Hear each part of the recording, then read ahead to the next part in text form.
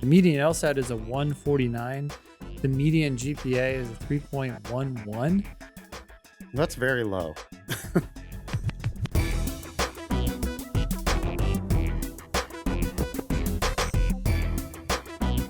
Hello and welcome to episode 483 of the Thinking LSAT podcast. I'm Ben Olson. With me is Nathan Fox. We're the co-founders of LSATdemon.com and the LSAT Demon Daily podcast. Be LSAT famous, share news, and ask questions on our website, thinkinglsat.com.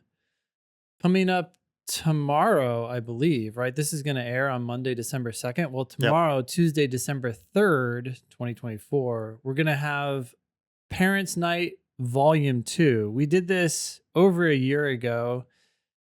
It was a free class directed at parents who have your best interests at heart, but don't necessarily know what advice to give you and oftentimes give you bad advice. So we want to invite you and your parents to come to this free class and give us a chance to explain to them exactly how the law school admissions game is played and how much money is on the line and why it's often in their best interest and yours to slow down and do this right. And certainly to apply with your best LSAT score, because it's going to be highly determinative of where you get admitted. And even more importantly, the price that you pay to go. That's the real kind of dirty secret of the whole law school game, is that they've got a tuition that is essentially fictional, and then they tell everybody what the real price of the JD is going to be when they make an offer of admission with scholarships. And if you think we're lying about that, just consider the fact that at some schools, 99% of the students are getting some form of discount in the form of a scholarship or grant.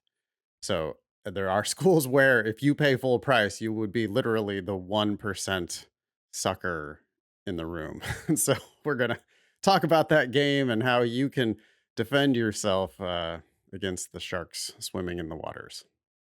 Yeah, you can sign up for that class at lsatdemon.com/free. Again, that's Tuesday, December 3rd. And I think it's at 8 p.m. Eastern. That's right.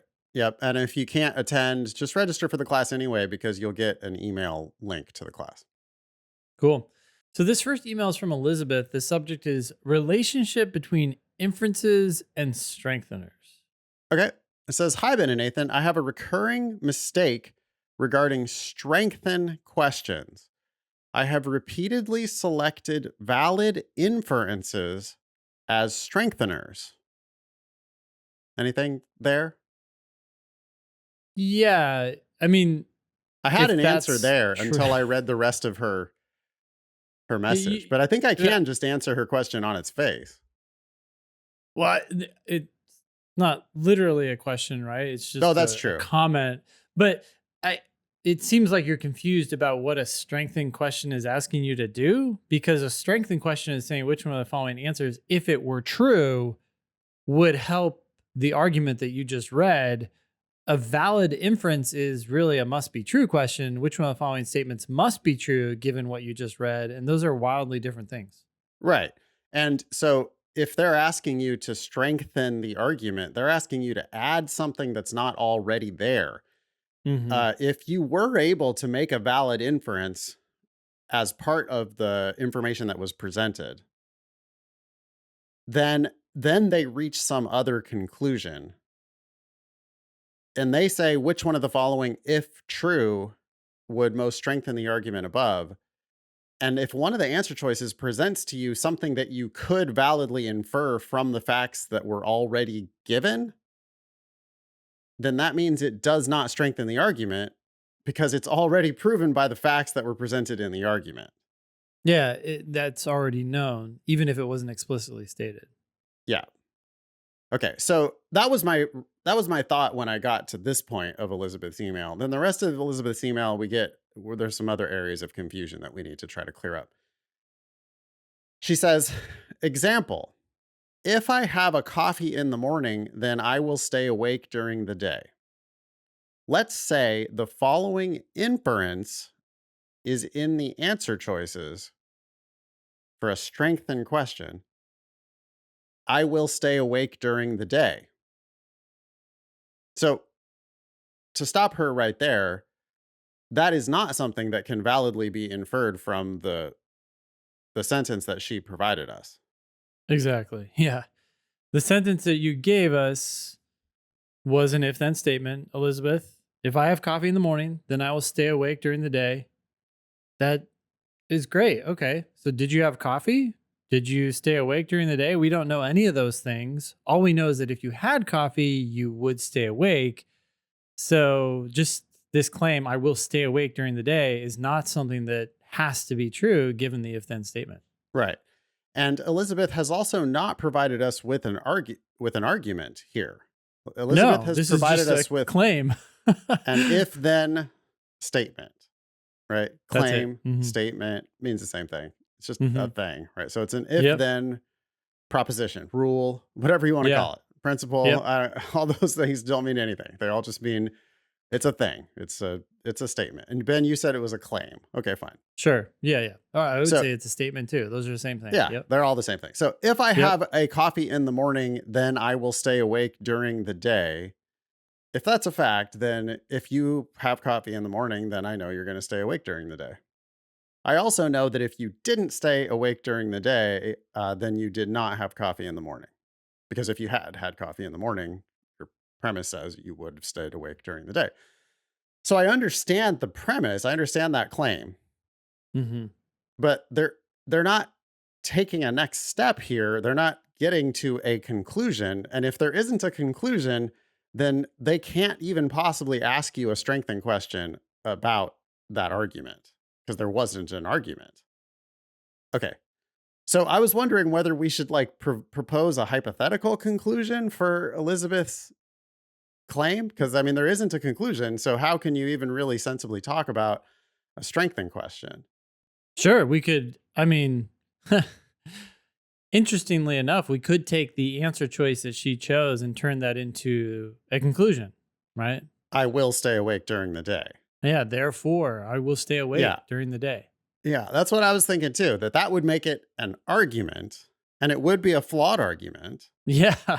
Okay, so I'll reread the whole thing and then we'll see what Ben's reaction is to that argument. Okay. Because Sure. that really is the key to LSAT logical reasoning is to Hmm. understand what the evidence is, understand what the conclusion is, and have some thoughts about that from a logical perspective. Okay. So here we go. If I have coffee in the morning, then I will stay awake during the day. Therefore, I will stay awake during the day. Yeah. So my reaction to that is I understand what you're saying that if you have that coffee, you're going to stay awake, but you never told me whether you had it. So I can't know for certain. And that's what a conclusion is asserting. It's asserting that you know this to be true, that you will stay awake during the day. I don't know that to be true because I don't know whether you've had coffee or not. Maybe you skipped coffee this morning. Maybe you ran out. Maybe Starbucks is closed. Who knows? The point is this conclusion, which you could also call an inference, this conclusion is not proven by this one piece of evidence. Right. Okay. So now, I think you're in good shape from here. If you're Ben, you're in good shape because you know what the evidence is, you know what the conclusion is, and you've got an objection. You're like, well, wait a second. I mean, seems like you left something out. If you had coffee in the morning, then yeah. But if you didn't have coffee in the morning, then I don't know. Hmm. So that's a problem. Yep. All right. Now, if the question says, which one of the following, if true, would most strongly support the argument above? I would go into the 5 answer choices looking for one that said you had coffee. Sure. It doesn't have to be the answer. There are other ways to prove this conclusion, but that seems like the most obvious path that the LSAT is likely to take given the setup. Great. Answer choice A says, if I don't stay awake during the day, then I didn't have coffee this morning. Okay. Excellent. That is an inference. That is something that must be true given what the premise said. But Wait, what did you say actually? Say it again. I said if I don't stay Don't awake stay during awake. the day, then I Hmm. didn't have coffee in the morning. Yep. Yeah, that's sorry. I thought you might have flipped it, but you didn't. That is something that must be true given what the premise says. So I already know that to be true, and it doesn't do anything to fix this argument. We're still in the same conundrum that we were before. Did you have fucking coffee or not? Repeating a premise doesn't help. And Yep. when you're so Elizabeth had said, if I see a valid inference in the answer choices on a strengthening question, doesn't that help the argument? But it doesn't really. You already told Hmm. me if I have coffee in the morning, then I will stay awake during the day. From that, Hmm. I'm allowed to validly infer. And that means I know for a fact that if you didn't stay awake during the day, then you didn't have coffee in the morning. Yep. So when I see that as an answer choice, it doesn't strengthen the argument at all, not even slightly, because all you're doing is repeating evidence that was already in the record. Now, if answer choice B says, I have coffee every morning. Hmm. That would be great.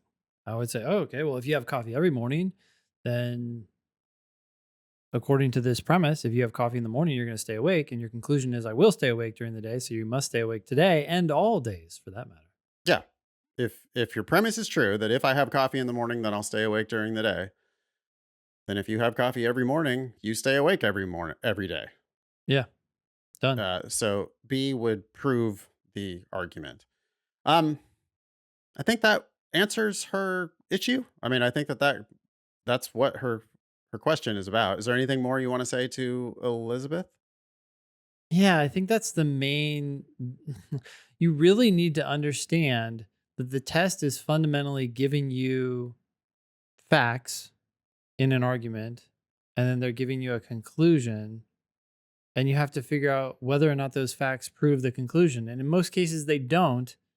And when they don't, you need to figure out why they don't, and then fix that problem on a strengthening question to the extent that you can. Yeah. Let's do it an example. Yeah.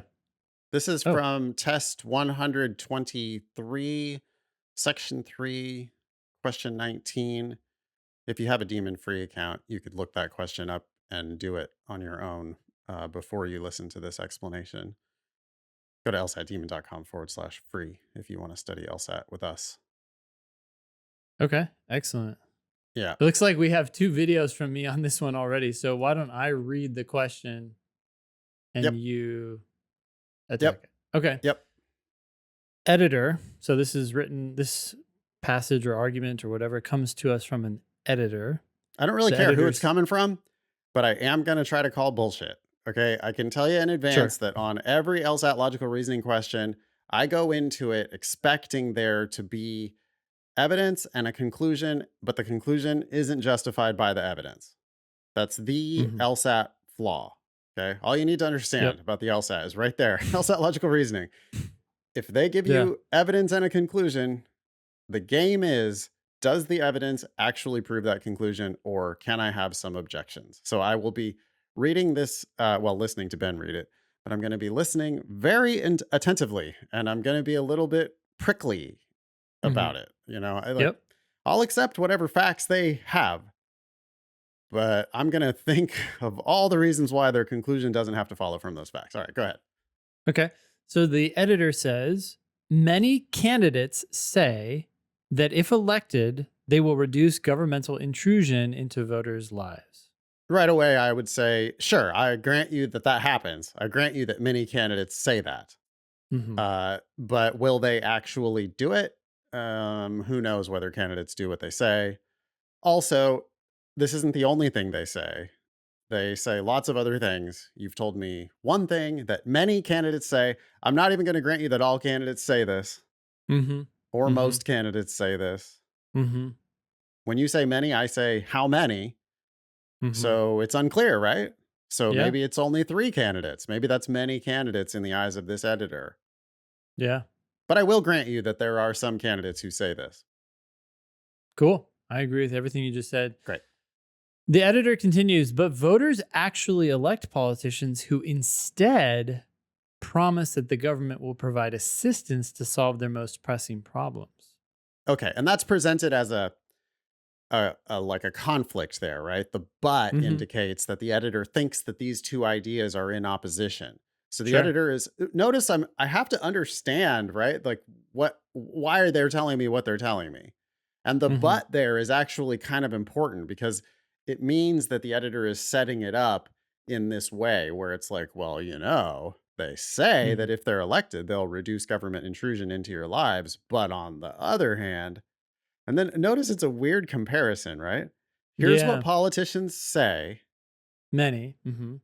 some of them, yeah. Hmm. But voters actually elect politicians who make a different promise. So Hmm. here's what some politicians say, and then here's what voters do related to, I guess, a different set of politicians. The It sounds instead like it. there seems to mean Yeah. that it can't be the same group.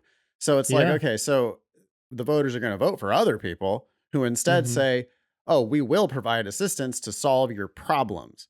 So there's Okay. the contrast. And I can certainly see what the editor seems to be assuming that you can't do both at the same time. Right. Hmm. You can't reduce intrusion while also providing assistance to solve your problems. That's Yeah. literally intruding by Hmm. request, but nonetheless, you're like involving yourself in Intruding. someone's life. Yeah. Sure. Lives. Yeah. Okay. Where are Okay. you So the going with this? Right. yeah. I'm like, okay, I got all I think those are all just facts. So what's your point would be my next Yeah. question. Yeah. What do you? Yeah. Where are you going? The Yeah. editor continues. Governmental assistance, however, costs money. Do you want me to stop there? Yeah, sure. Every punctuation mark is a good opportunity to pause and just think Hmm. about what's there before you go on to the next bite. Um, Hmm. money is a totally new factor here. I'm like, it seems all over the road. Yeah. Some politicians say they're going to reduce intrusion, but voters actually elect representatives who say they're going to solve problems. But solving problems costs money. Okay, so I Where are we guess, going now? Yeah. well, I mean, I guess I can make an inference here that voters actually elect politicians who do a thing that costs money. Okay. Yeah. Sure. And so the sentence continues, money can come only from taxes, which can be considered a form of governmental intrusion. Oh, weird. Okay, so not really the argument that I thought they were going to make. I guess after the first two sentences, I was like, well, you must then think that if they solve the problems, that's intrusive, Hmm. which kind of seems sort of obvious because you are like getting in to people's lives to solve their Hmm. problems somehow. But that's not the argument they're actually making. Instead, they wanted to say, well, yeah, because, if they do this assistance, it costs money and money can only come from taxes and taxes are governmental intrusion. So that's why I That's where used the the intrusion. but at the Yeah. beginning of the second sentence. Yeah. And now Okay. I really grasp, right? Now, it takes a long time to say all this out loud, but it doesn't really take that long to think these thoughts, right? Thoughts just Sure. pass through your mind like that. So all I'm doing really is kind of organizing the information, thinking through like where are you going with this? Oh, I see. Okay, so you're trying to tell me that the taxes of the assistance means that you're not actually reducing governmental intrusion. And then from all that, I can basically extract, oh, so you're telling me that voters actually elect people who do the opposite of what some candidates say they will do. Roger. Okay. That's Then we probably not going to have, be their conclusion, though, right? Their conclusion is going to be some bullshit, but let's hear it. yeah. So then we have the last sentence and it says, thus, okay. So conclusion is Here comes the coming. conclusion. So this is the part I've been guarding myself against. Like it's like I'm putting on my pieces of armor by understanding the facts that have been presented. Hmm. I got my shield, I got my helmet, I got my gauntlets. I'm getting prepared because now they're going to come with essentially an attack on my brain, right? It's an attack on logic. Will I Hmm. accept this bullshit that they're about to present to me in the conclusion of Will the I be argument? forced to just acquiesce or can I point out a problem? Yeah. Sometimes I yield, right? I Yeah. mean, there's times where it's like, "Oh yeah, no, they actually got there." Yeah. If they said Especially if literally you what come to the same conclusion, right? Sometimes you that's read stuff and you're exactly, like, okay, well, this must be true. And then they say literally that. And you're like, wow, okay, we're all on the same page. So either I fucked something up or you just made a valid argument. exactly. Okay. Here comes the conclusion. Yep. Thus, governmental intrusion into the lives of voters will rarely be substantially reduced over time in a democracy. Wait, what? The evidence that you've presented to me, you've said voters actually elect people who who uh who promise that they will solve problems. And then Hmm. you've told me that if they do that, it's going to cost money, and money can only come from taxes, and taxes are intrusive. And then you've got these other politicians over here, presumably the ones who didn't get elected, who are Hmm. saying, I will reduce governmental intrusion into your lives. Hmm. But that's not the people that actually get elected. Yeah. Instead, you Okay. get elected people who do spend money and do this intrusion. Who promised to, at Yeah, least. who promise to do the intrusion, right?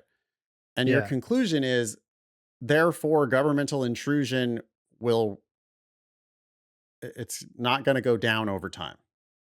Yep.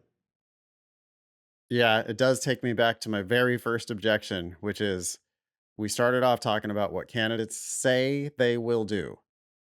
Hmm. Do candidates actually say do what they say they will do? Yep. Because that's a critical, like that's just a foundational assumption of this argument. And Hmm. maybe the question really is that easy. Like maybe the LSAT is so easy that it's just like, well, the very first objection that crossed your mind, which was there's a difference between what people say they'll do and what they'll actually do. If Hmm. there was a premise here that said politicians always do everything they say they'll do, Yeah, then this starts to make a lot more sense that would be because these are excellent. the ones who will get Yeah, elected. They are going to do what they said they're going to do, which means they're going to provide assistance, which means yeah. they're going to intrude. Then, yeah, So intrusion there's a probably will million go ways down. to strengthen an argument, but I Yeah. wouldn't bother thinking through a million of them if I have one like clear prediction here, which is just, man, if you could prove that politicians do what they say they're going to do, that'd be great. Hmm. Hmm. I'll probably start tearing through the answer choices. Cool. So the question says, which one of the following, if true, would most strengthen the editor's argument? Yeah, which I didn't know in advance, other than Elizabeth had told us that we were going to do a strengthening question. So otherwise, I would Yeah. read, I would read that now in real life. I would read, oh, we're going to strengthen the argument. Well, I mean, the one thing that's kind of glaring is, do politicians do what they say they'll do? If you could prove that, your argument's a lot better. And if you can't prove that, your argument's a lot worse. So maybe that's the first place that we're going to go to war here. Is with that Oh, weakness, but right? that would be great. I mean, if that strength, if you could turn that weakness into a strength, it's like, man, that's pretty much a slam dunk. If I can just get Yeah. past the other four answers, then that's my answer. Let's move on. Well, I just wanted to take a second to prove how unimportant the question type is. Yes, we Hmm. talked about this in light of the fact that we were asked to do an example of a strengthened question. But if this question asks you to weaken the argument, what would the likely answer be? Oh yeah, politicians never do what they say they'll do.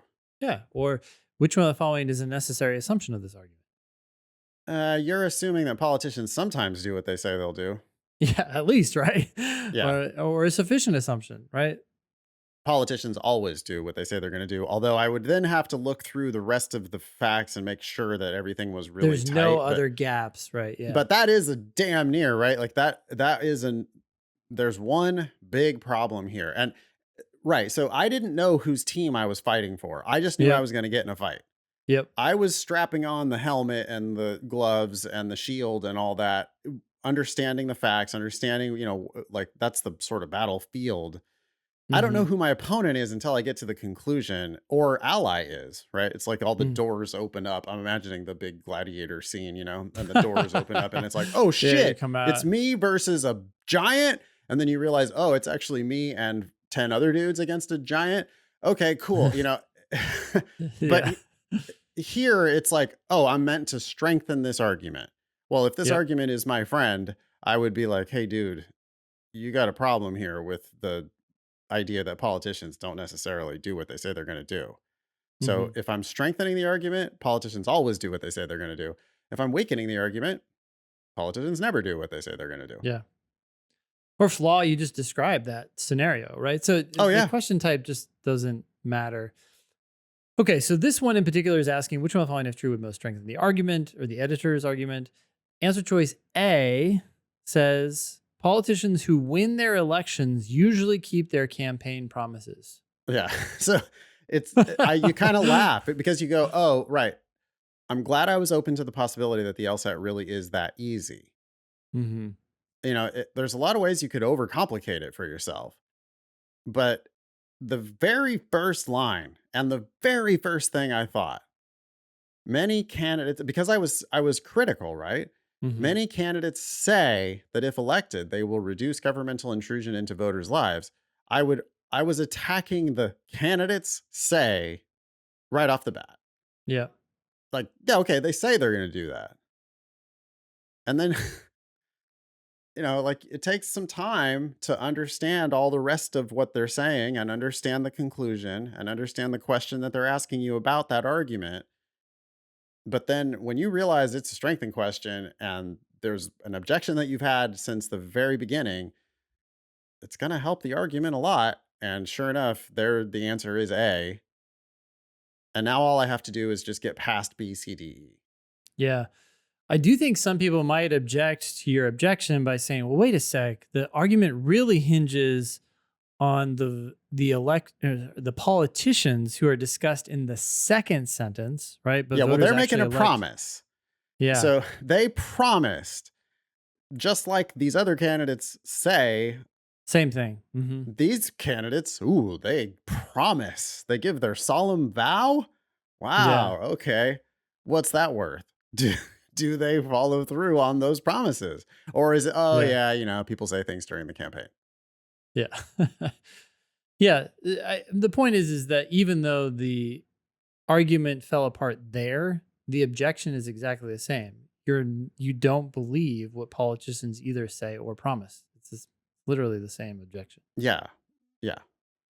Cool. So I love A. I'm jumping out of the airplane thinking, okay, my main parachute here is A, clearly. Pretty I damn love good. this. Yeah. It's awesome. But I do have my backup parachute, which means I'm gonna read B, C, D, E. Just make sure that I don't like see something that is better, like Mhm. see another one where I'm like, wait, that's exactly I thought I already picked an answer that said that. And then you've got to like compare, and there might have been a hole in A that you didn't see. Mhm. So it's like 99% of the time now, I'm thinking the answer is A. But let me just do my safety check of B, C, D, E. And it's worth the 10 seconds that that's going to take because, you'd have to, like, saving 10 seconds is not the game. The Mhm. game is to save 2 minutes by never fighting between two answers and that kind of stuff where you didn't really understand the argument, you didn't really understand the question, then it takes you forever to read through the five answers, you don't find anything you like, or you find multiple answers that you think might be good. And we're going to save minutes by never doing that or very rarely doing that. I'm not trying to save 10 seconds here by not reading B, C, D, E though. I'll look Mhm. to dismiss them as quickly as I can as a safety check. Make sure I get paid for this question. I've done a lot of good work here. I want the 1 point. So B says politicians never promise what they really intend to do once in office. So that would definitely hurt the argument a lot. I was asked to strengthen the argument. I see B as wrong exactly because A is right. Those are Yeah. two totally opposite, and I'm playing for team A here, not team B. Okay. Answer choice C says the most common problems people have are financial problems. Uh, that's the most common problem. I don't really care what the nature of the problems are because I already have a premise that says governmental assistance costs money and money can only come from taxes and taxes is an intrusion. So Oh, whether yeah. the By the way, I just noticed another problem with this argument. It says which oh, can be considered a form of governmental intrusion. which That doesn't right have there to be is a considered yeah. a form of governmental intrusion. Yeah. Hmm. Um to back to C, I don't care whether I don't care whether they're financial problems, health problems. What other kinds of problems do Emotional people have? problems. I don't know. Yeah, Just whatever. any kind of problem. Yeah. I know health is a big category, Educational I guess. problems. Yeah. Yeah. Educational problems, sure. Sure. I don't care what the problems are because there's already a premise that says governmental assistance costs money. Yep. So I And don't that's not care. Yeah, qualified in any way. if it's a health Yeah. problem, it costs money. If it's a financial Yeah. problem, it costs money. So C is an example of an answer that seems like it's helping, but it's really not. It's obviated by the premise that governmental assistance costs money. Yep. Okay. D says governmental intrusion into the lives of voters is no more burdensome in non democratic countries than it is in democracies. What? The conclusion is about what's going to happen in the future of a democracy. So who cares? D makes a comparison to non-democratic countries which were never even in the evidence. The fact that it's not more burdensome there than here doesn't mean that it's not burdensome here. You're just saying Yeah. it's not worse there. So it could still be really bad here. Yep. So I don't know. It does D doesn't seem to do anything. Agreed.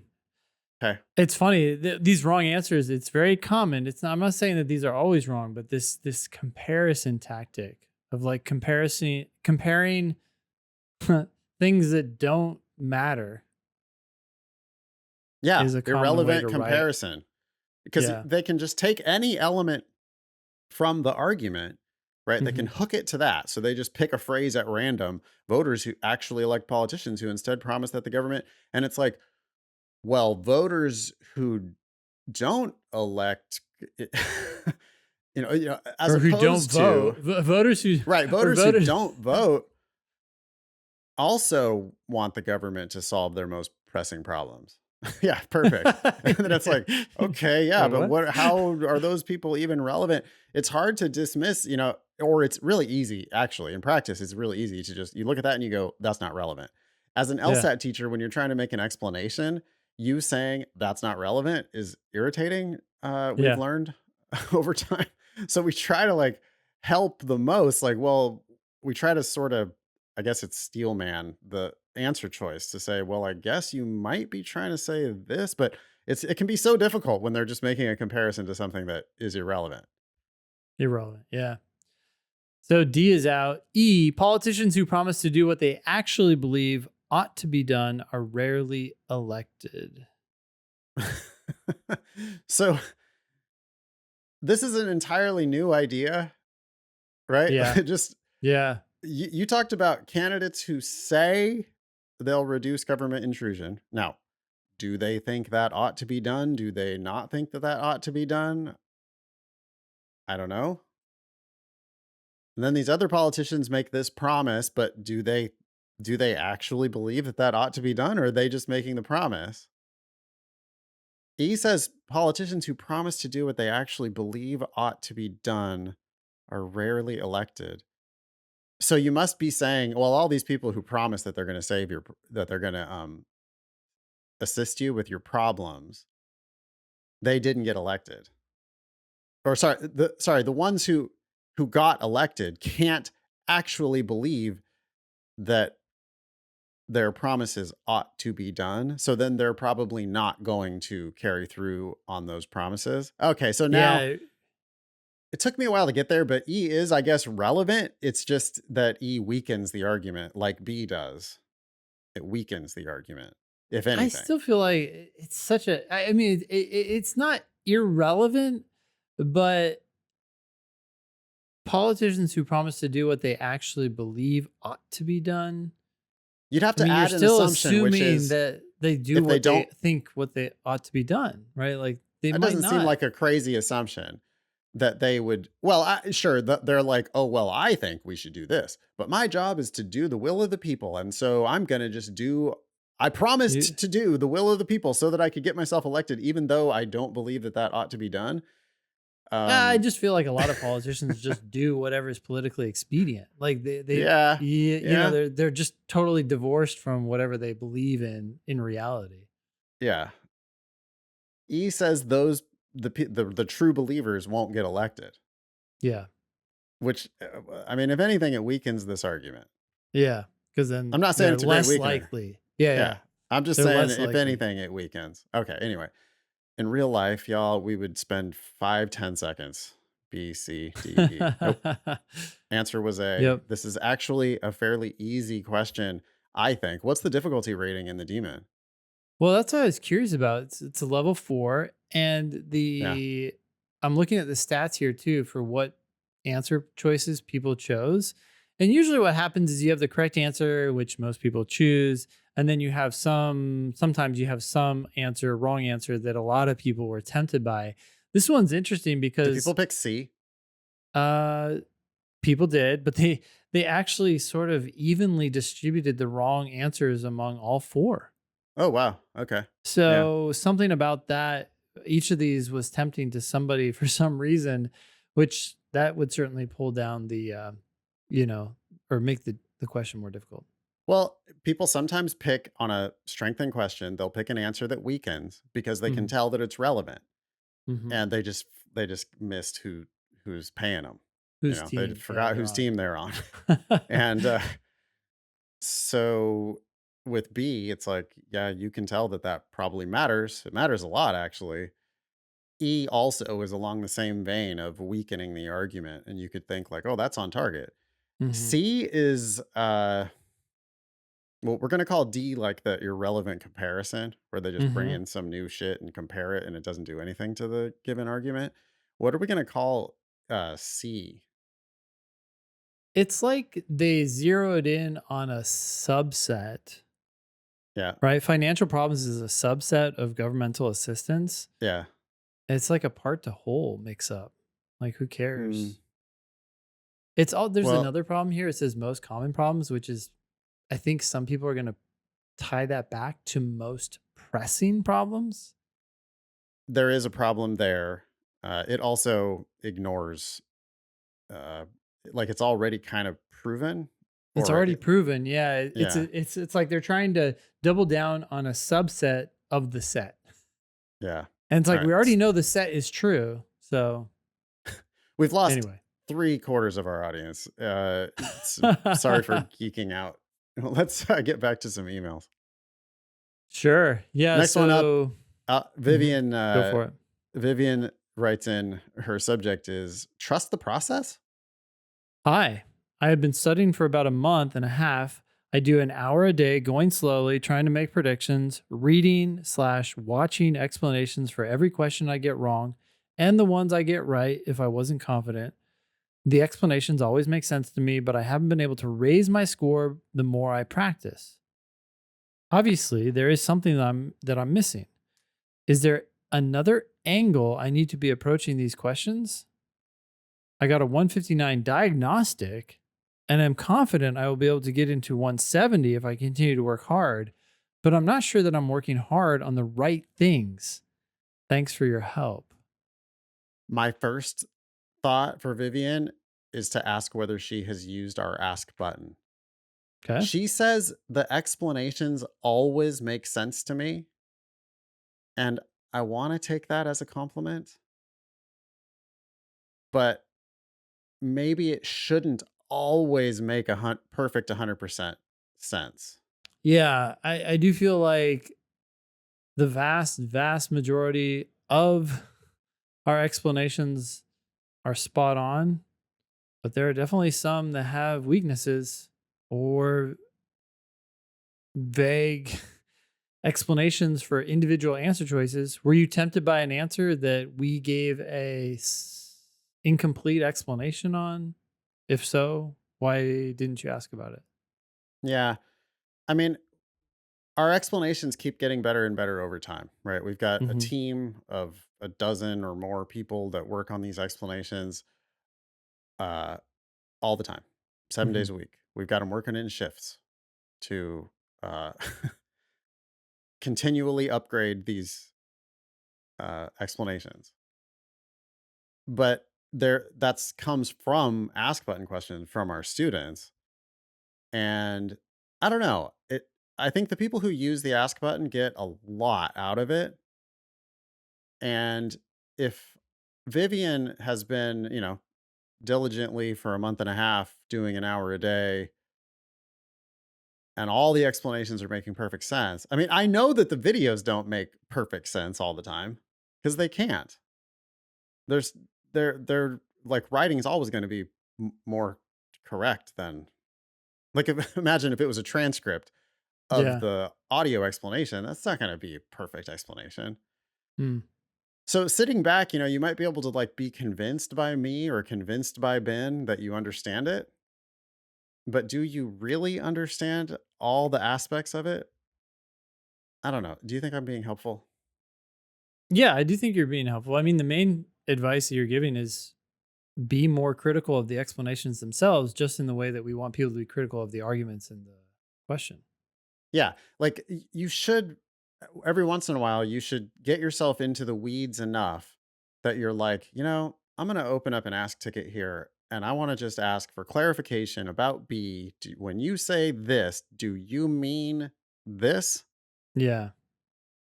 And just see what the team says back to you. I think half of the time when you try to do that, you're going to answer your question for yourself and you're Yeah. not even going to hit send, which that's a win. That's a click. Like Hmm. that's the best possible scenario for you Hmm. because you figured it out. And you figure it out on this one, then you're going to get paid for that on the next one. Yeah.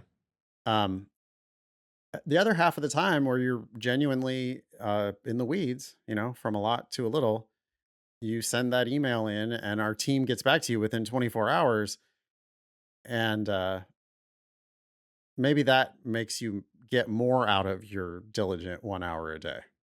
Yeah. I bet Ben has some other ideas.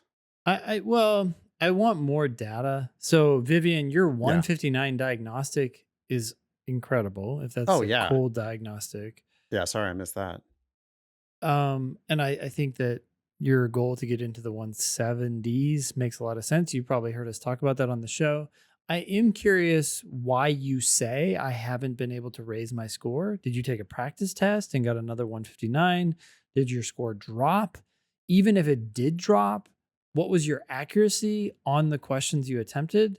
Because maybe your accuracy went up, even though your overall score went down, and that could be a win. So you actually could be making progress, but you just don't think you have. If your score has gone up, let's say you got a 160 or a 161, and you're saying, wow, that's not enough. There's quite a bit of variation or variance in scores. And so you've only been studying for a month and a half, and you've only been doing an hour a day. That's plenty, but at the same time, maybe a 2 point improvement is actually quite a good indication of progress, not And it's a progress of probably nothing. worth 20 to $30,000 of scholarships. I Yeah. mean, I used to say every LSAT point is worth $10,000, but there's been inflation and there's been law school tuition inflation on top of the actual inflation. Yeah. So, um, like if I think it's more like $15,000 per point that you will earn yourself in scholarships if you do it our way. So, yeah, if you are looking at a 161 on your most recent practice test, that's not bad for a month and a half's work to make 20 or $30,000 in scholarship offers. I totally agree. I think the other thing is you were focusing on the ask, which I think is essential. I would push Vivian to look earlier in the process as well. So, for example, you do the question, you get it wrong, and then you try to force yourself to figure out as much of that as you can before you look at our video or the written explanation. If you are Mm, stuck, then you start the video or you start reading the written explanation, and then you stop as soon as you have an idea and see how far you can run with that. Do you want someone to carry you through your physical therapy, or do you want someone to get you started and let you walk the rest of the way? I mean, physical yeah. therapy works when you do as much of it as you possibly can. Yeah. Yeah. I mean, Vivian did not mention, she said, hour a day, going slowly, trying to make predictions, reading slash watching explanations for every question I get wrong and the ones I get right if I wasn't confident. But what about looking at those questions after you've done it, but before hitting play? I think that that's a Hmm. pretty big error that I bet a lot of students make. They miss a question. Oh, let me watch a video. Hmm. Yeah, Sit back, okay. relax. Why don't you try it again though before you just passively let Ben and I spoil it for you? Hmm. It's more powerful if you find that, you know, surprise yourself, that sixth sense, sixth sense with Bruce Willis, Yeah, um, yeah, that moment, that twist, the plot twist. Oh, I yeah, get it now. yeah. If you find that yourself, I don't know. That's better than just It's much more satisfying than someone letting telling us you. just spoil you, spoil Yeah. it for you. You'll get more out of it. So You gave me an idea there, Nathan. That is like a spoiler alert. It's almost like we want, yeah, like almost even in the video. I wonder if you could have something where you start the video, you're reading through it, and then if our team could tag where the spoiler is, it's like yeah, it pops up and it's like, stop. Can you figure it out from here? We're about to yeah, give you the answer. yeah, yeah. No spoilers. Yeah. Mode of reviewing in the demon, or a demon live class that's like no spoilers. Hmm. Just make that the hook where it's like essentially I would be doing the exact same thing, by the way. I would be like reading the argument and yelling about it, and then at the like I would just kind of hold back on my Yeah. So, what do you think of that sentence? How does? yeah. Okay, no spoilers here, but think about it for a sec. All right, there's something there. That's fun. Um Anything more words of encouragement for Vivian? 159 is a badass diagnostic, and I think you Yeah. should for sure get into the 170s from there. Yeah. Keep us posted and keep going. This next one is from Matt. The subject is military intelligence experience. Good morning, gentlemen. My undergrad GPA was a 3.1. I graduated 8 years ago. Since then, I have had several years of experience as a military intelligence officer. As part of the job, we have to critically think about adversary activities. Why did I stumble on that so much? We have to critically think about adversary activities and assess possible future actions. If I can explain this experience and tie it to how law students need to critically think in my personal statement, how likely is this experience to make me more competitive in lieu of my 3.1 GPA, and assuming I have a competitive LSAT score? He didn't use in lieu of correctly there. In lieu of means like instead of. I think you meant to just say Hmm. in light of my In light of. 3.1 GPA. Yeah. Yeah. Typo. Not very likely, unfortunately. Matt, your GPA is a hard number, and they call personal statements soft for a reason. It's more like a feather than a wrecking ball. Um, Not to say that it can't help. It's just not going to lift the same sort of weight as your GPA or your LSAT score. It shouldn't be what Matt is taking time to think about. He should be Hmm. taking time to work on that competitive LSAT score. He Yep. needs desperately the competitive LSAT score because there is nothing in lieu of the 3.1 GPA. There they will always be shining a light on your 3.1 GPA and as part of your application. Hmm. Um, they will they're going to need something to counterbalance. And so a very competitive LSAT makes you a splitter. Oh, this guy's clearly got the horsepower. If he can crush the LSAT, he can hang in law school. We're worried about that 3.1 though. I mean, that's way lower than the average GPA at every law school Yep. pretty much. And so they look at that and they go, "Oh boy, we have to publish that number. It brings down the reputation of our school because it lowers our median GPA." But if we had an LSAT that would raise our median GPA, then we might be interested. Do you like the topic? Do you think that that he's got a good topic idea? I like half of it. The half that I like is the experience that he has as a military intelligence officer. The half that I don't like, and that I think, Matt, you need to absolutely avoid, is trying to tie that experience to how law students need to critically think. Yeah. If you turn this into, I am trying to explain away my 3.1, or I'm trying to make you think I am capable of performing in law school explicitly, it's just going to fall flat. It's going to be protesting too much. Well, it's also like bringing sand to the beach. You're like telling the law schools Yeah. how law students need to critically think. Yeah. They know that much better than you do. They've been to law school. They work at that law school. Yeah. You don't. You've never been there. Maybe you visited the campus once, but you have never been a law student. So please don't proclaim about what law students need to do. That's not helping and is definitely hurting you because it's just bullshit. Hmm. And they're gonna have highly tuned bullshit detectors.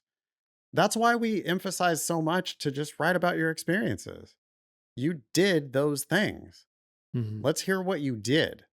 But I can make the inference that that you're looking for, you're Matt wants to like hammer it down their throats, right? Mm. But they want this. They are willing to believe that people are well suited to law school. If they like your experiences, they're going to be able to make the leap there to go, "Oh, well, if he's doing all these things, then he seems like a great fit." Oh, by the way, you're not the first military intelligence experience applicant that they've ever seen. They know whether those types of people do or do not succeed in law school. And Hmm. I'm sure they do in many cases, right? I think that Matt has a really good, yeah, it's like, yes, Matt, that's why they're going to like you. But you don't need to sell that too hard. Instead, you can just write about your experiences and get the right LSAT to get them seriously interested in the first place. Yeah. To get them to look at your. Carter writes in and says, "Will my low tier college impact where I get into law school?" No. Carter writes, "Hi, I'm currently attending Saginaw. Saginaw. Thank you. Saginaw Valley State in Michigan. I would like to go to a T14 law school. I got a 166 on my diagnostic and currently have a 4.0 GPA. Wow.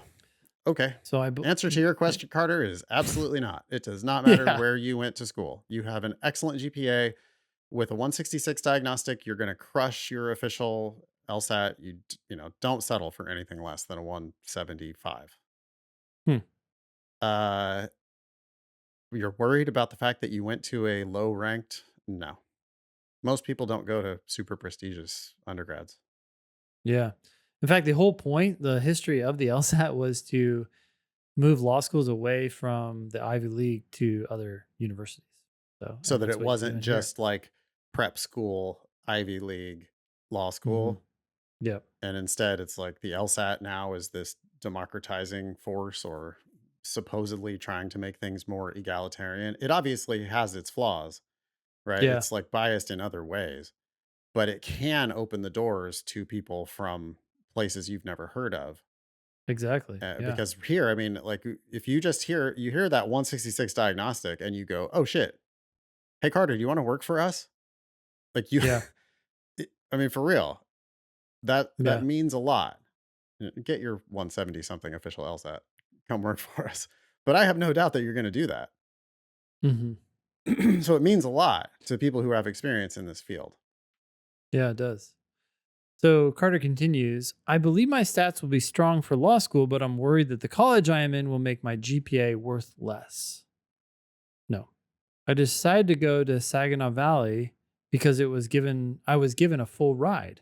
Yeah, that's a great choice. I'm also a criminal justice major and have been told that the major is looked down on by some college admissions. Not when you have the best grades in the program. Yeah, no, and that's what they're reporting. They're not reporting your major to the ABA and thus Right. the US News and World Report ranking system. They're just reporting your GPA. Yeah. Anyways, I know I could get into a good law school, but I'm very committed to going to an elite law school. I'm a freshman, so transferring would not delay my plans by too much. I love the podcast and appreciate all the help you give us future law students. Holy shit. Okay, so this guy's a freshman. Well, you got to maintain that 4.0 Yeah, GPA. no kidding. We thought that was a little bit more in the bag than it is. Yeah, Is this I'm your a first lot less semester? excited now. I mean, geez, my GPA went down probably like a full point from my first term to my overall GPA. Yeah. So I mean, Carter, I hope that does not happen to you. And if you're truly destined for one of these elite law schools, you're going to maintain that 4.0. Stop worrying about the LSAT. Stop worrying about law school admissions. Enjoy college. Kill your classes, dude. A It, pluses if available. I think this university or this college is great for you because you are Perfect. given a full ride. My only question would be: are you doing criminal justice because you want to go to law school and you think that that's? I mean, I guess not because you've been told that it's looked down upon by some college admissions. I just hope you're doing criminal justice because that is exciting and interesting to you. You should If really that's do exciting and whatever. interesting to you, Yeah, you're a perfect candidate and you're in the perfect place. yeah, I I think you're making a mistake about being very committed to going to an elite law school. I don't think that that's important, but by all means, shoot for those schools and see what kinds of offers you get. Just make sure that you also apply broadly. If you're in a position to get into an elite law school, you're going to be very attractive to lots of other law schools. And for depending on full where we rides. draw the line of elite, we might be Yeah. able to get you a full ride. I mean, I would be guaranteeing a full ride to law school. If you had a 166 official and a 4.0, you Yes, will get a full ride to law school somewhere. for sure. You'll get a stipend to law school somewhere. And Yeah. so keep up the grades. When the time comes, when the time is right, do your LSAT. I don't think it's going to be too much drama for you. I would be very confident that you end up 175. Hmm. Uh, don't worry about Saginaw Valley State at all. Just kick ass. If you love it there, if you can get straight A's there, you're on a scholarship, it's awesome. That's perfect. Enjoy college, but not too much. Get straight A's and then enjoy college all you want. I do have one concern for Carter, and it could be totally unfounded, but Carter is very concerned about his college, right? So that kind of suggests a little bit of a perfectionist streak. And I'm worried that if that's true, that could prevent Carter from taking the test enough times officially to get Carter's best score on record.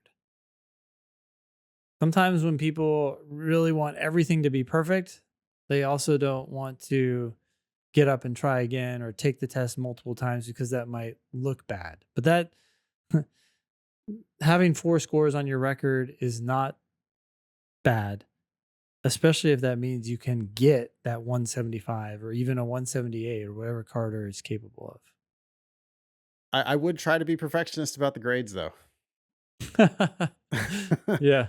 Like while you're there, I really do mean it. I just want you getting the very best grades you possibly can get because it goes on your permanent record and it matters so much for law school admissions. Also, I think you're Yeah. going to get more out of school the better you do there. I think you should just sit in the front row and talk to every professor and just be a nerd and get straight A's. And yeah, but enjoy it. I mean, I would think that I don't know. I just don't think there's any reason not to get every bit as much out of Saginaw Valley State as you would University of Michigan. Yeah. Like I understand the football's not as fun or not as big at least. Could be more fun potentially. But, like the fact that it's not some big name brand, that doesn't matter at all. If you kill it there, you're going to have a very exciting future ahead. Keep us posted. Listener Joshua asked a similar question. He's considering transferring from FAU to UF. I'm assuming that's the University of Florida, Yeah. but worries that he won't be able to maintain his 3.85 GPA. Oh, that would be a terrible decision, I think, to Yeah. transfer and then get a lower GPA. Hmm. American Bar Association tells them how they have to report this, and they're not going to like have a translation where, oh, Florida Athletic University, you have to like ding yourself a few points or whatever.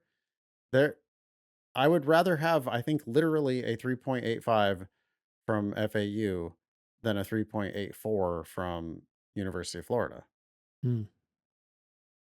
Like, they look at how narrow their median, like the gap between their median and their 75th percentile, especially, is so small.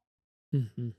And they have such stark lines of it, for admissions on like, well, no, we need to keep our median GPA up. Yeah.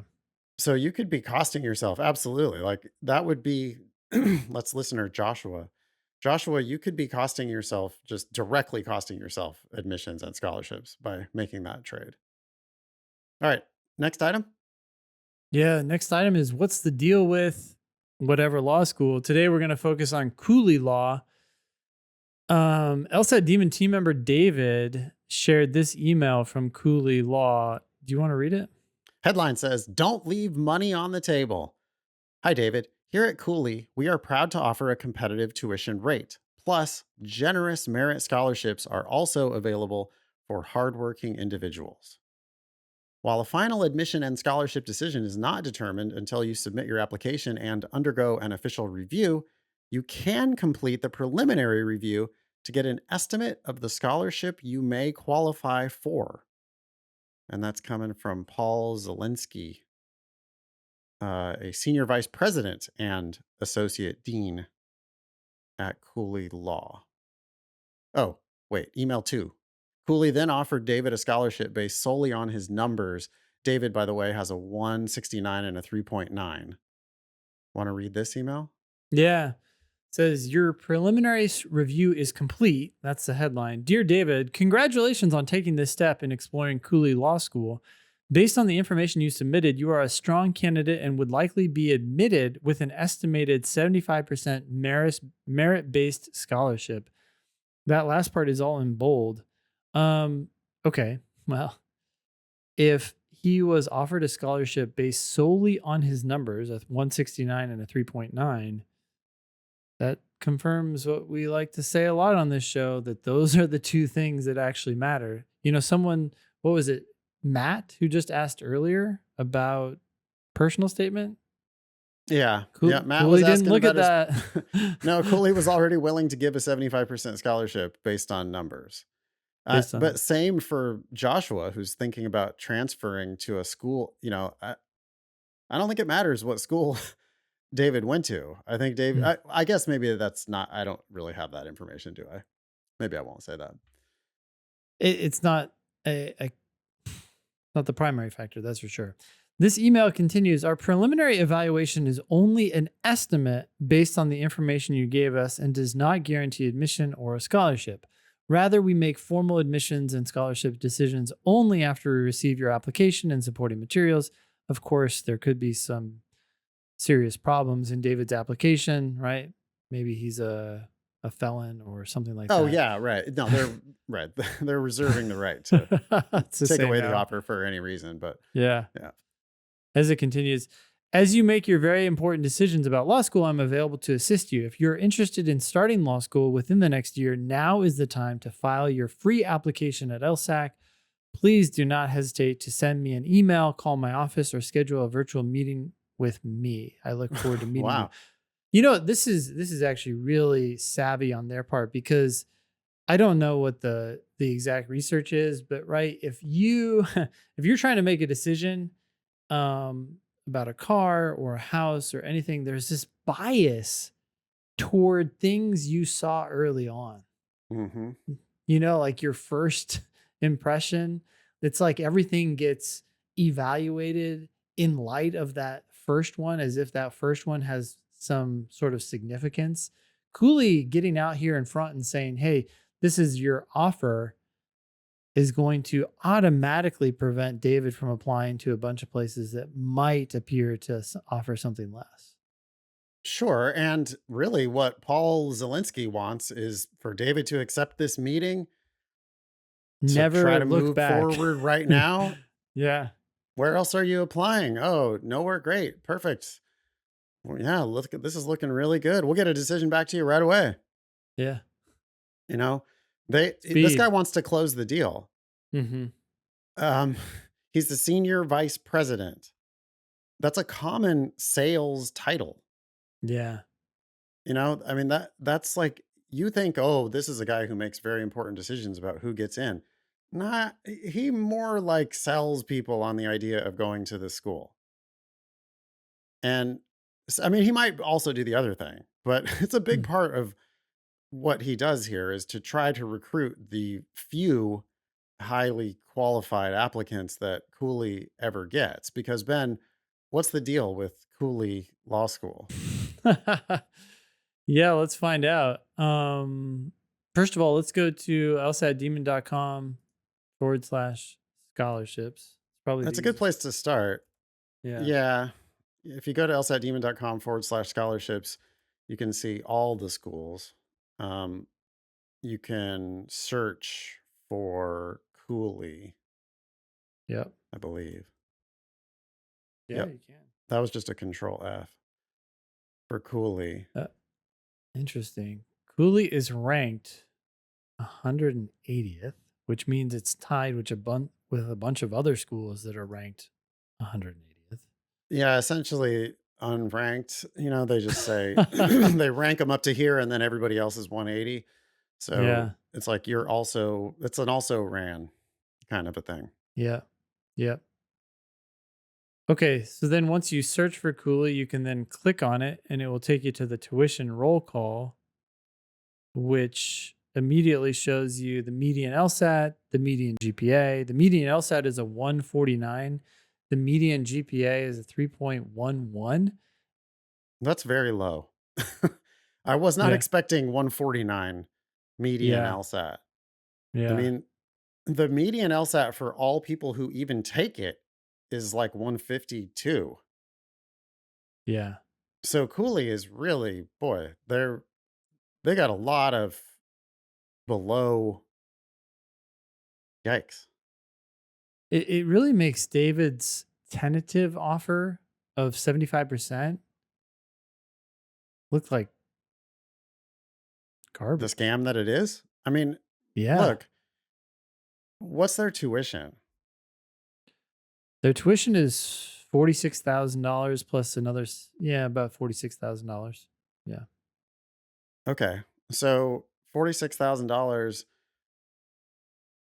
David would still presumably be on the hook for 25. Actually, he's probably going to pay all the fees. It's probably a 75% tuition discount. Yep. Uh, so can we do the math really quick? Yeah. 45, 6 12, times 13. 25. I got 12. 40, Okay.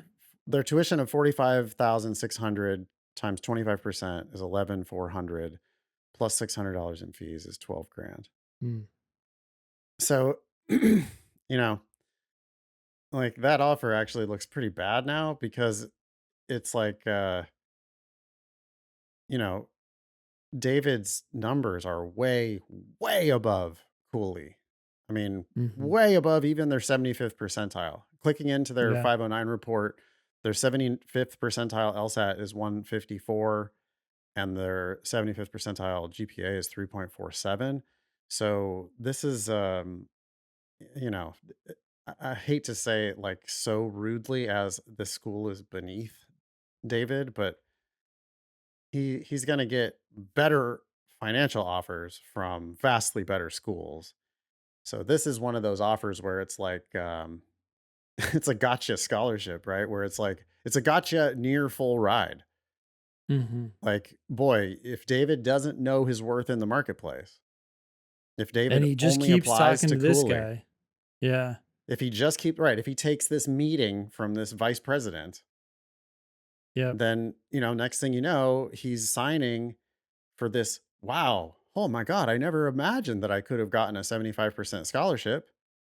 Hmm. But really, what they're doing is they're soaking you for $12,000 a year at a school that you really shouldn't even be considering. This is this feels like a school. It may not necessarily be happening at Cooley, but it's a school where the vast majority of people who are accepted are just elated to get in. To get in anywhere. Yeah. Yeah. Yeah.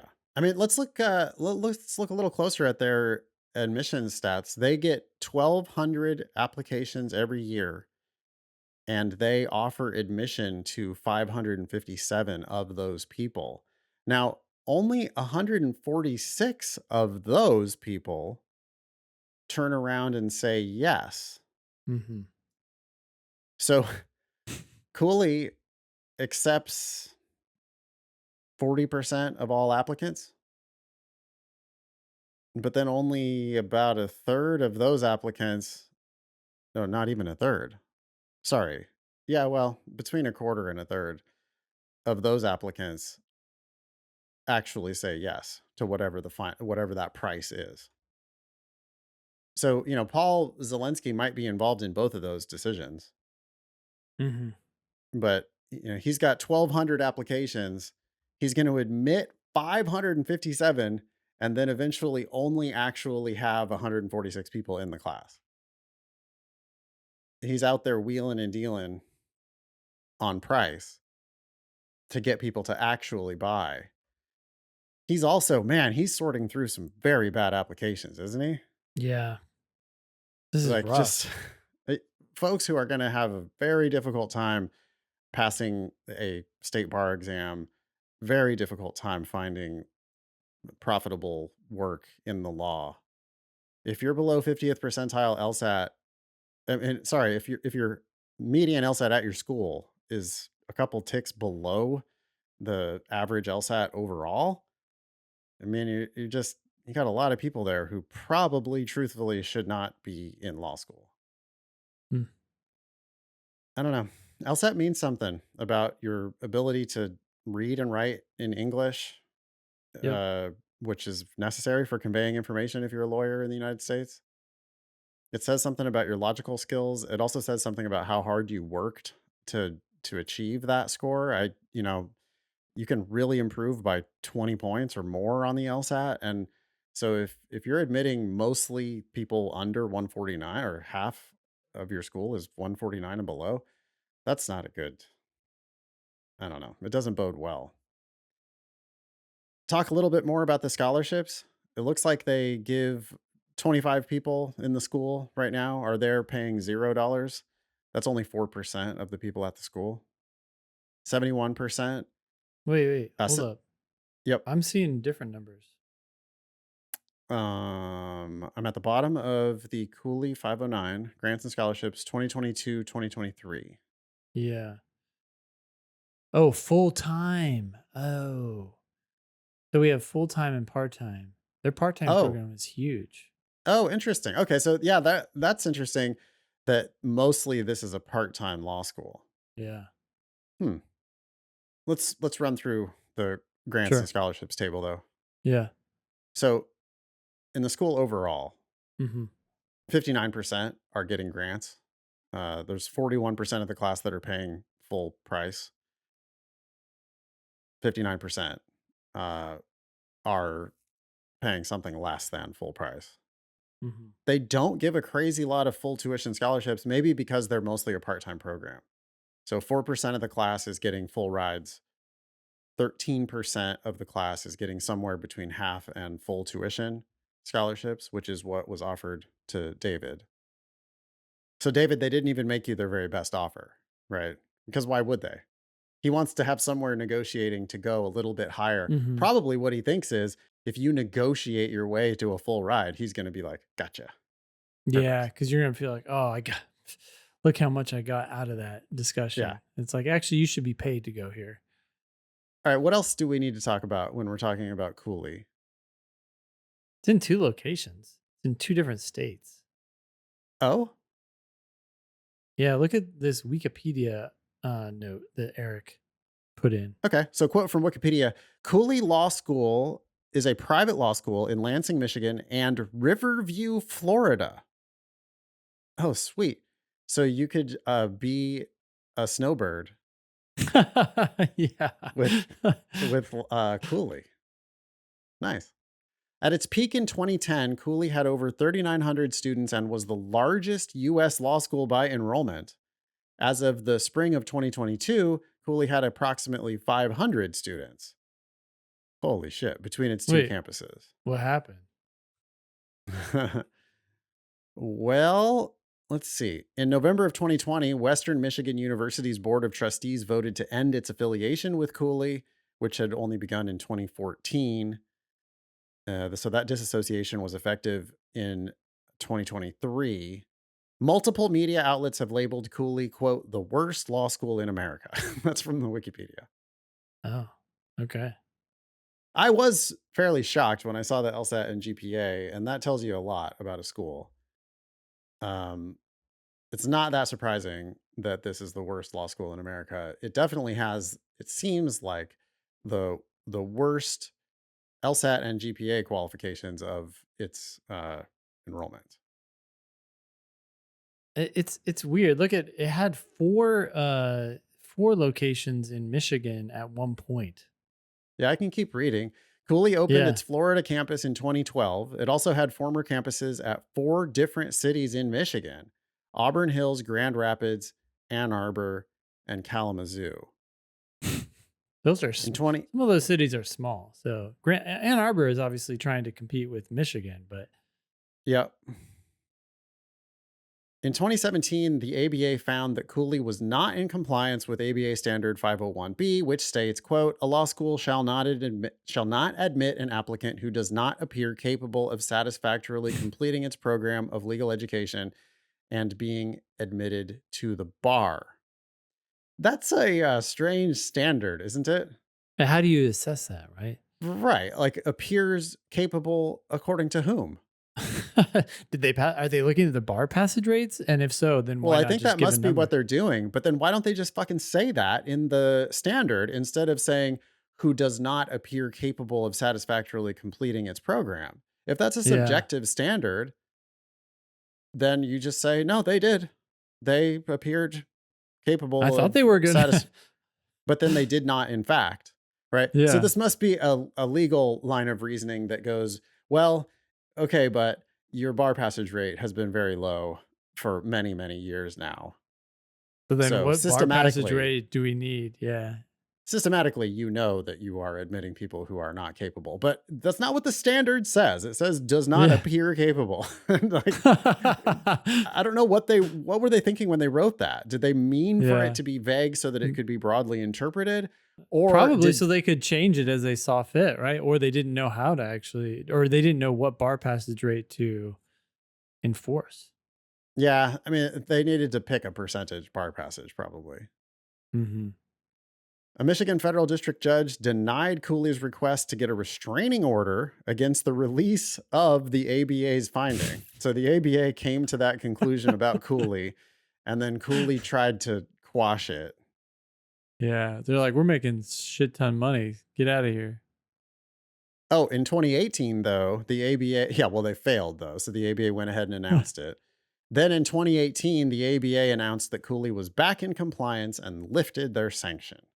Back in Wikipedia says, compliance.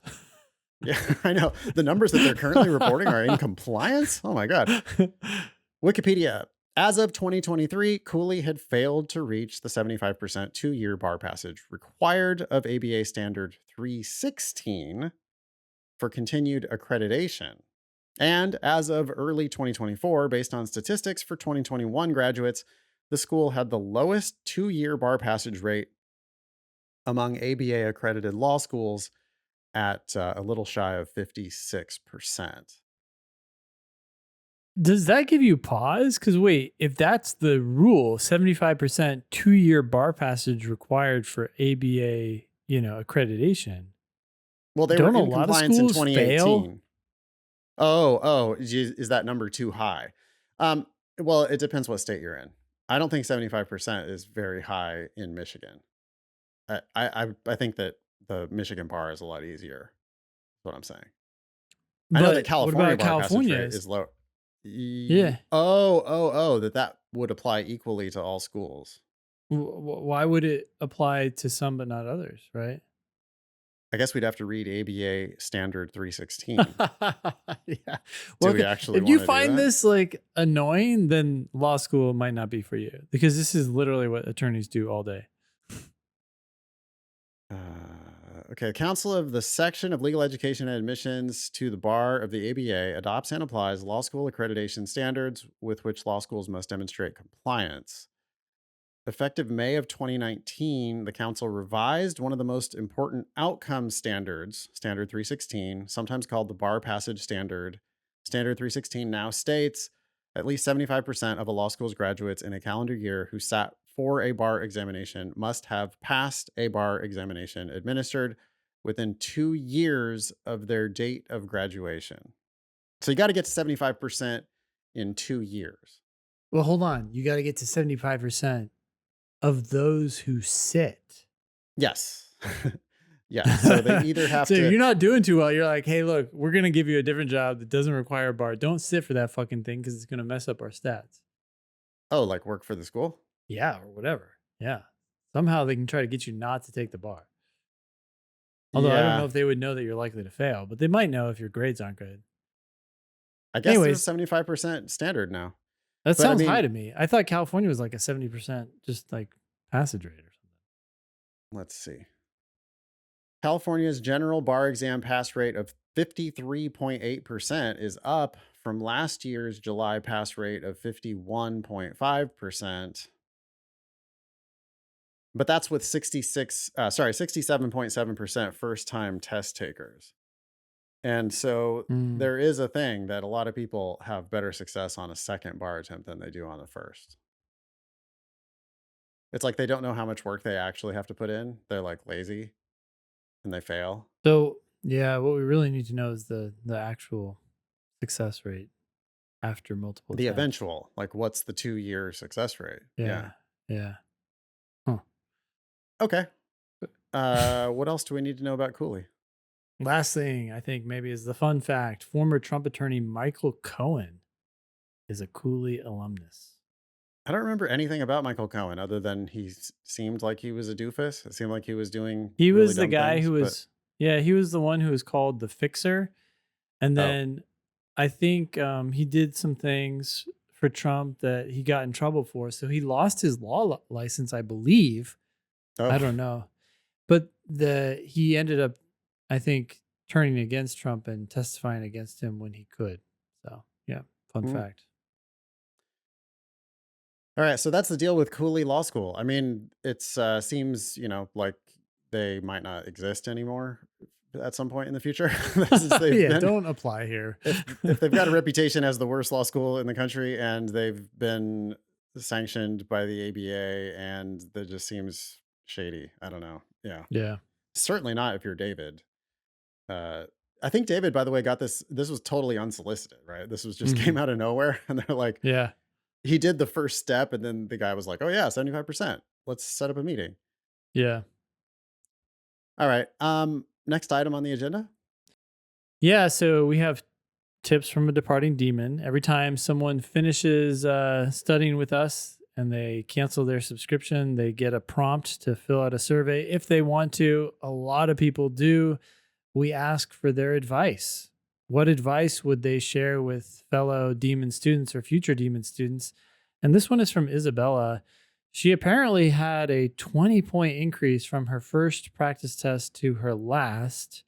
She spent over 150 hours studying in the demon over several months. But actually, her practice tests show a 20-point increase, but I guess she got an even higher increase officially. Do you want to read her advice? Yeah, she says the demon really works and it is actually easy. I thought that was a lie, but by the end of prep, I could make predictions on every question, usually multiple predictions.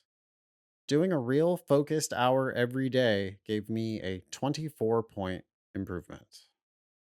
Man, that's just a totally different universe.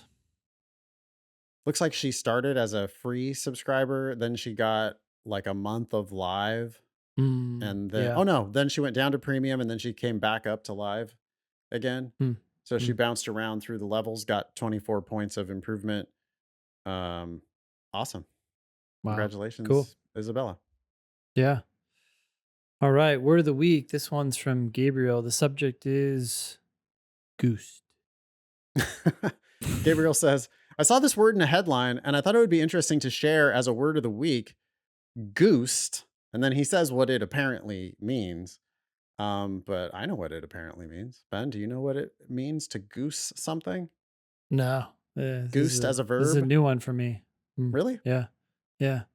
If I said that cutting inflation goosed the stock market.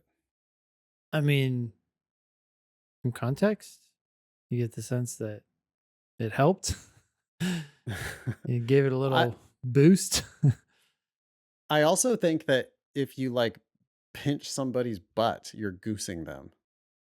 What? Yeah.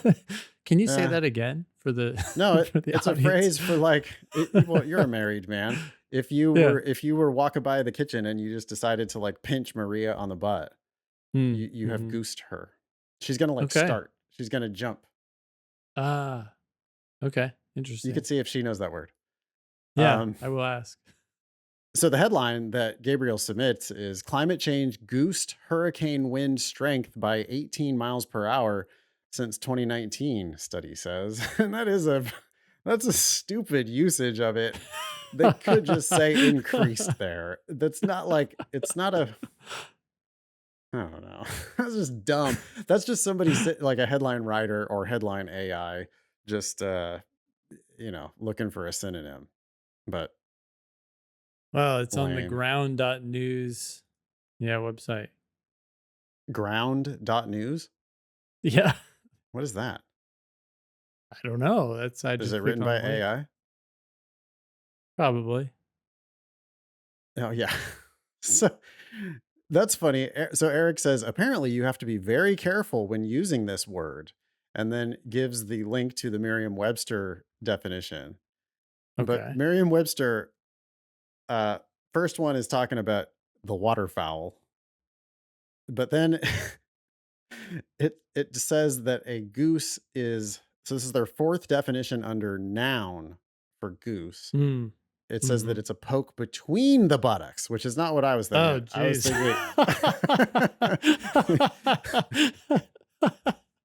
Okay. Well, we just forewarned you out there, so. Boy, the etymology would be really interesting. I wonder if we have any linguistics folks in our audience. I would love to hear why that word. Yeah, no, as a verb. So now, as a verb, the number one definition says to poke between the buttocks with an upward thrust. Oh, geez. Well, so why the hell did this article use it, right? If that's its number one definition. Well, because the second definition, according to Merriam-Webster, is to increase the activity, speed, power, intensity, or amount of anything. Okay, now, and here, interestingly, Ben, another synonym for that in that context is spur. Yeah, which is also poking, right? Yes, it's like poking in the ass, right? You've got spurs on. You're like kicking a horse and it's close to its ass to try to get it to move. So I think goosing and people will certainly say that, right? You could spur the economy by lowering interest rates. You can also goose the economy by lowering interest rates. But that's not the same thing as goosing an economist, because if you goosed an economist, you would be walking by and poking them in the butt. Okay. Mildly interesting word this week. Thank you, Gabriel. Be LSAT famous. Please ask questions or share news with us on our website, thinkinglsat.com, or on socials at LSATdemon. If you have questions about the LSAT Demon, email help@lsatdemon.com. You can also check out our other podcast, LSAT Demon Daily. That was episode 483 of the Thinking LSAT podcast. Thanks all y'all for listening. Nice knowing you. Don't pay for law school.